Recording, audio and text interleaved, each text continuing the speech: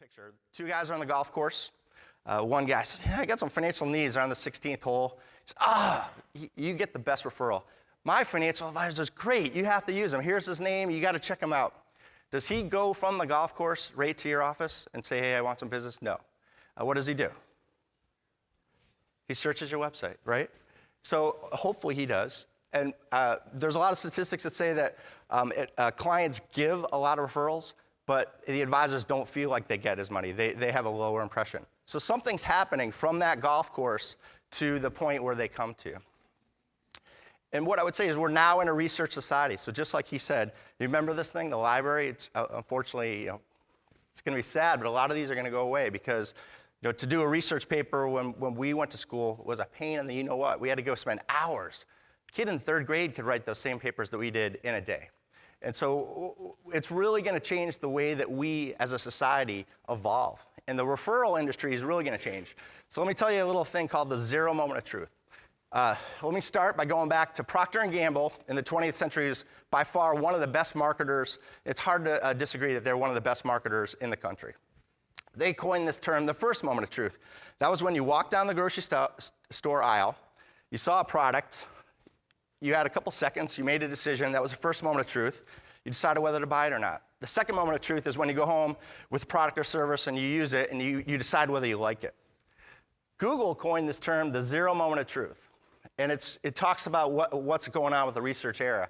And that now people are making decisions whether to use you or not before they ever make a phone call, before they ever send an email, before they walk in your office. They're deciding whether to use you or not. I see some people shaking their head, but I want to give you a real clear example outside of the industry. You're at the pharmacy or the grocery store, or you're at the aisle, you see a candy bar. You decide whether you want to buy it right there. You don't need to do any research. But there's a thing called the purchase decision spectrum. The more advanced the product, the more research you're going to do. So I give the example, I'm embarrassed to say, well, not embarrassed to have two young kids, but I'm embarrassed to say I just bought a minivan. And I can tell you, as a fact, I did hours and hours of research online. When I went to the dealership, I didn't need to kick the tires. I did do a test drive. I knew what I wanted. I spent probably 4 times more online than I did at the dealership.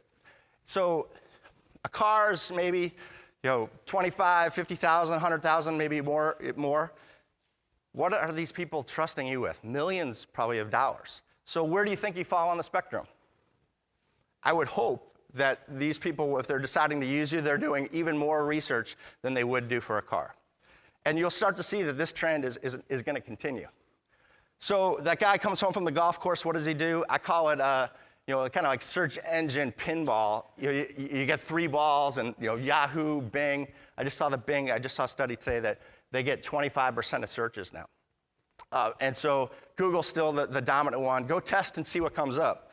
So they go in there, boom. They see your Twitter account. They bounce around. They see Facebook. They see third-party published content. They see your website, your blog, LinkedIn. Maybe some other sites, YouTube channel. It can be anything. There's no linear path anymore. We can't put them in a funnel and say, you get the referral, look at my website, then call me. They're going to look at your whole online, what I call webutation. I love that term. It's your reputation online. So it's a digital footprint. If you're not using social media, and even if you are, can you say that you're not missing out on clients? It's one of the hardest things to track. You don't know what you don't know. So I would say if you don't have a great online presence and you know we're in a research society, you're probably missing out. The only way